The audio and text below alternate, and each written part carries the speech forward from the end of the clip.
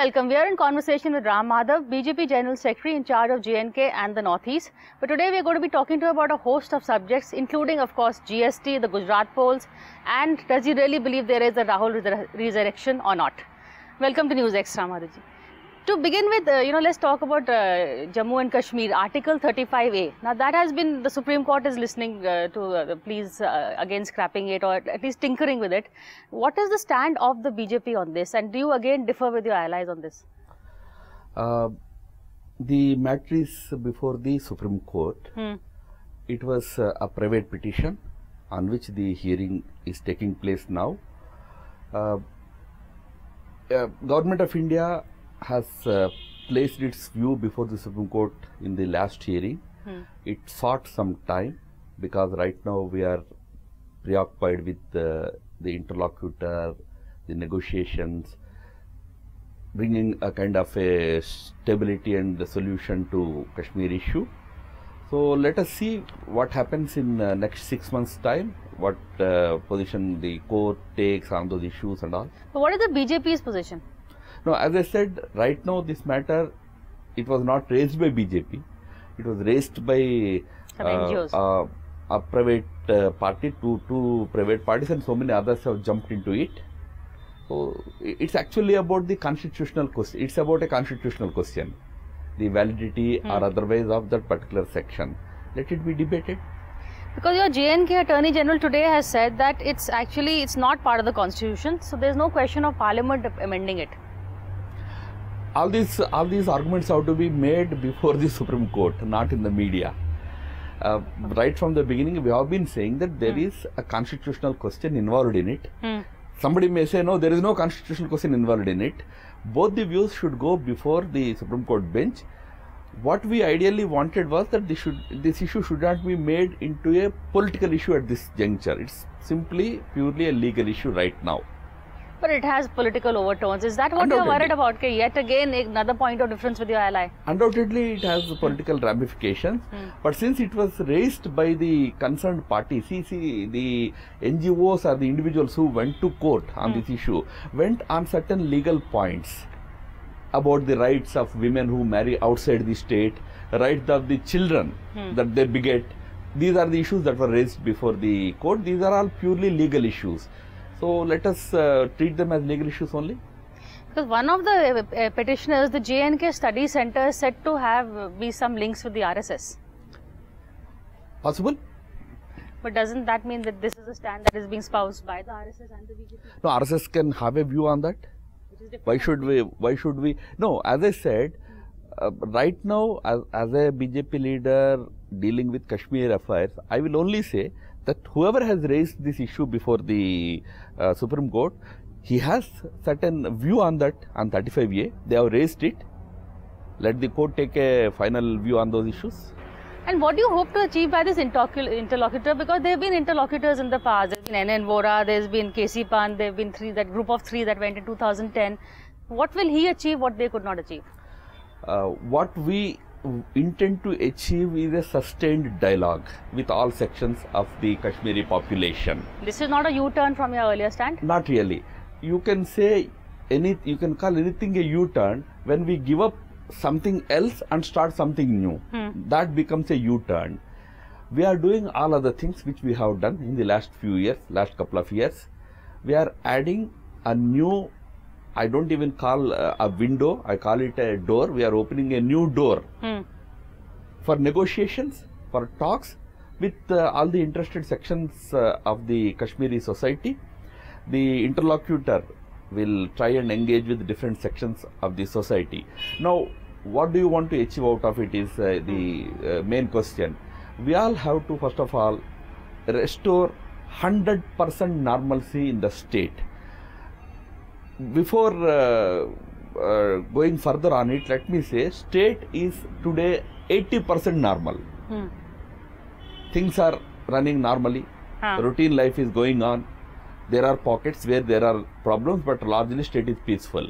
When I say 100% normalcy, we have to start talking to all sections of the society, listen to their issues, there is an issue of radicalization of the youth in the valley. We have to address that through sustained engagement, sustained dialogue. I think interlocutor's role is there to sustain good dialogue with different sections. And what about the separatists? Are they included in this dialogue? If they are willing to come forward, I'm sure the interlocutor's doors are open to them also. But unfortunately, I saw a statement that the Hurriyat leadership has decided not to engage with him. I see it as an unfortunate thing. But here I want to say something which I have not said so far. Ideally, this whole process of dialogue should be a low-key affair. It need not become a very high-profile affair. Too much in the media, too much talk about it is not needed. It should happen quietly. When you talk to different sections, their concerns are different. There can be points of agreement, there can be points of non-agreement. So still you talk to people. So I hope that this process, which has just begun, will go on in a very quiet manner.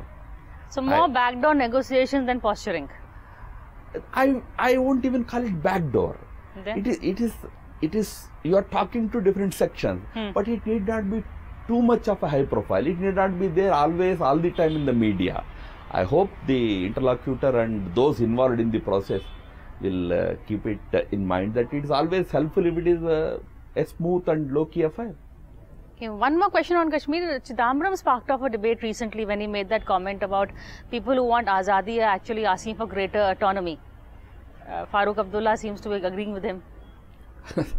They were in power for dozens of years. Whatever they are advising us today, they could have tried it. We have a different approach to Kashmir, handling Kashmir. Rather than advising us, had they tried those things and then said something that, okay, we have tried it, this is the result, you would have probably appreciated it. You were in power, you never did any of these things. Although we never support such ideas, but then today you are advising other government. We have a different roadmap for Kashmir, allow us to handle Kashmir as per according to our roadmap. But your roadmap hasn't also been very smooth, which is why I think other people are speaking up. Your ally is not very happy. It seems like two opposites have really got together. How are you going to keep making this alliance work? Now, as far as I know, our party and our partner, the PDP, we are on the same page as far as handling the Kashmir issue is concerned. Whatever we are doing, we have been doing in the last 2 to 3 years. We both parties have been on the same page as far as handling of Kashmir is concerned. So there is no discard. On individual issues, there could be slight nuanced differences. That much freedom you should give, because as you rightly pointed out, we belong to two different diagonal opposite thought processes. We came together for the sake of good governance to the state. But other than that, our handling has, for that matter, Kashmir has seen so many such upheavals in the past, not during our tenure alone. Remember what happened in 2008. We were not in power. It was Congress party which was in power. Remember what happened in 2010 during Amarnath agitation. Again, Congress was in power. If today Congress claims that when we were in power, everything was hunky-dory, today you have spoiled it, it's a very, very unfortunate kind of misrepresentation of facts. We have inherited a problem in Kashmir. We are all trying to solve it. We should all be at least together on one issue that yes, there will be challenges, but we have to overcome those challenges. How you overcome? You leave it to the government of the day. So you want the Congress to support you, but not to give you direction? No. Direction means if they have any views to articulate, let them articulate. It's a free society, it's a democracy. Chidambaram has a right to talk about it. My simple point is, you are talking about something which you could have done, why you didn't do it? When you have a right to reject it. No, today you come and advise us. Allow us to run our own affairs. Your advice is fine, but we don't need it now. Okay, fair enough. Moving on to another topic, GST also has been 1 year of demonetization. How do you see, because a lot of people are saying that GST people were ready for, they were not ready for demonetization, and then 6 months later GST, and there has been an impact on the economy. No, this is all, retrospective wisdom. When we were not in favor of demonetization. Nobody was consulted before demonetization. But as far as GST is concerned, GST was a product of long drawn deliberations. We built 100% consensus around that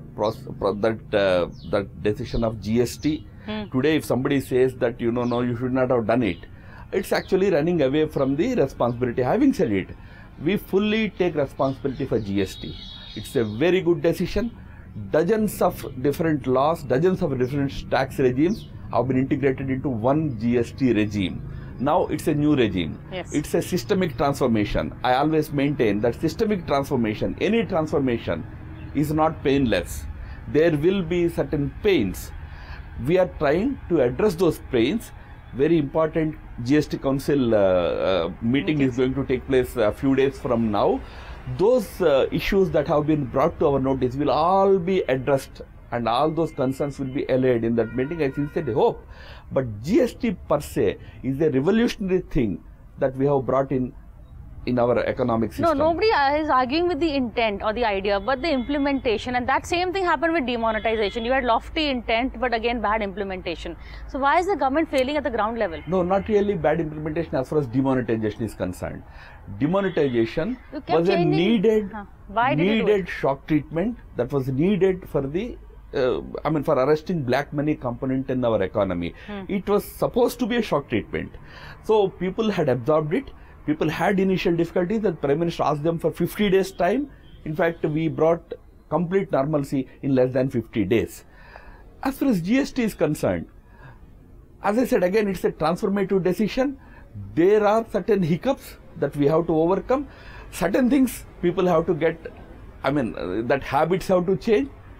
There will be difficulty in changing certain habits. For example, you have to maintain logbooks properly, even if your income is, your transactions are small.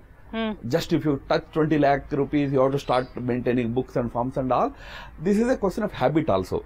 Those habit part people have to slowly get used to. But more importantly, there are genuine concerns with regard to slabs. There are genuine concerns with regard to certain other issues in GST. They will be addressed. See, the problem with the GST is that, these issues you're addressing them as you go along, as you did with demonetization. That is the problem people are having, because this is not something that that has hit you out of the blue. So many tax slabs, 28% slab, yes, that would have hit the public, and you could not have, you could have easily addressed this earlier.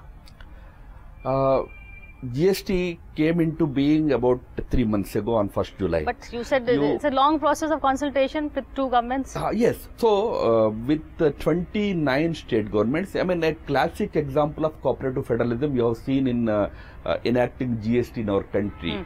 So, if today same governments come back to us and tell us that we have problems on these issues, that is why GST Council is there. They will be addressed. That's why I'm saying it took some time to take certain correctives. I hope that very soon, maybe in the next meeting of the GST Council, all the substantive issues will be addressed, so that the GST implementation will become much more smoother in the coming days. But in the meantime, traders have lost a fruitful Diwali season. The losses that have gone, a lot of people, the Congress has pointed out, the BJP says it's collateral damage for the long run. But the short term is also a price that people are paying and not happy to pay it. That's why I said no transformation is painless. Even at the time of demonetization, the discussion used to happen. We used to talk about the long queues before the banks and before the ATMs. Definitely, in any transformative approach, there will be some pain that people have to endure. We are sorry for that. This pain is not, no political party want to put people to trouble, because after all, there is some electoral arithmetic involved in that. Correct. But having said it, certain major transformations do lead to certain pain. Society has to be prepared to endure that much pain. There are certain lacunae in the implementation. They will be addressed. For example, the technology side of it, we face a lot of problems. Now today I can't blame the technology partner, because he has been chosen by our government. But we have to improve on that. We will do that. The choice of partner also a lot of people are raising questions about, but that's another matter. No, whoever you choose, maybe there can be, it's a new system, there can be hiccups. Okay. But so soon before Gujarat polls, politically, I know you people are saying, look, we won UP because despite demonetization or because of demonetization. But GST, a lot of your traders, which are your vote bank in Gujarat, are unhappy. You're making a leader out of Rahul Gandhi. If Rahul Gandhi truly emerges as a leader, it's good for Congress party. So I have nothing against Rahul Gandhi's rise as a leader. But I really don't know. I mean, people still see him as a great force for BJP. If he is rising, if he is really able to make a mark in the elections that are going to happen in 2 states, good for Congress party. I have nothing to comment about that. But our campaign in Gujarat and Himachal Pradesh is on very strong wicket. We are reaching out to people who will explaining our position. And I'm sure in both these states, BJP will have a very convincing victory in the coming elections. Explain, Rahul is a great force for the BJP? No, because I think there's a wicked comment coming. No. We jokingly used to say, you know, the strength of BJP is Modi ji, Amit Shah ji and Rahul Gandhi ji. We used to jokingly say. But having said it, you know, countries like India, large democracies like India need good, strong, constructive opposition. This time, Congress party rises as a constructive opposition. Okay, we're going to take a short break, but we're going to come back and continue this discussion on the political scenario. We've done enough of economics for now. So stay with us.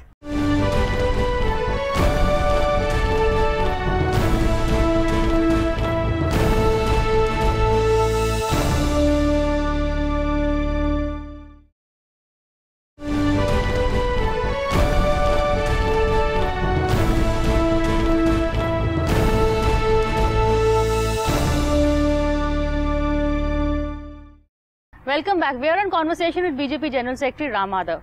Madhav ji, before the break, we were discussing Rahul. You know, he seems to be coming into his own. I said it. You, of course, laughed at that. But how important is it for you to win Gujarat? Because more than UP, I would say for the BJP, because Modi and Amit Shah from there, it's really important. Every election is important. No, given. But some are more important. And Gujarat is definitely an important election for us. And we are quite confident about winning it because, you know, to put it in a very subtle manner, we are concerned about the ugly PD and Rahul Gandhi is concerned about his PD. His dog. So, people understand who are there to deliver development to the state, Gujarat. We have brought great development to the state of Gujarat. Even that development that we brought is being ridiculed. That's why I use that phrase. We are concerned about the ugly PD, he is concerned about his PD. So we are going to the people with the record of our developmental work. But they are saying development pagal ho gaya, that's the phrase. No, which that is not precisely what so I'm much saying. The Congress, but even the people are chanting it. No, that is, not, when you say people, there are people, some people who support a particular political party, they will say those slogans. That's not the reality. Gujarat, if somebody ridicules the development in Gujarat, he must be seen as an enemy of development itself.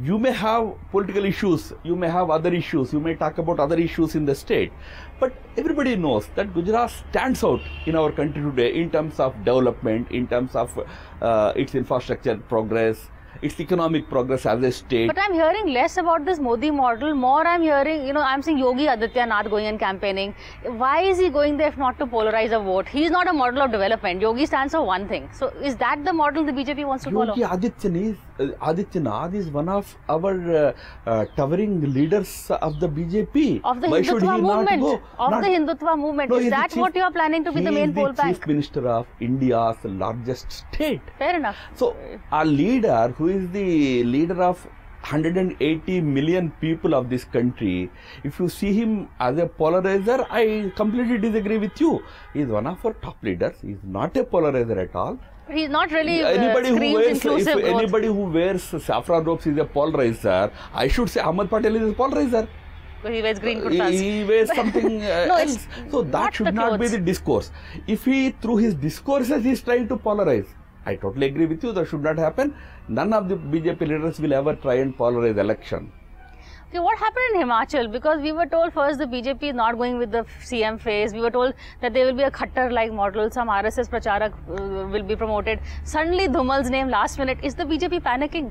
Or are they also being given into blackmail? The way Veerbhadra blackmailed Congress, Dhumal is blackmailed. See, look, the problem is, first of all, you decide who will be the Chief Minister of Himachal Pradesh. So you decided that there will be a next Pracharak and RSS man, a surprise But there was no element. name till the last minute.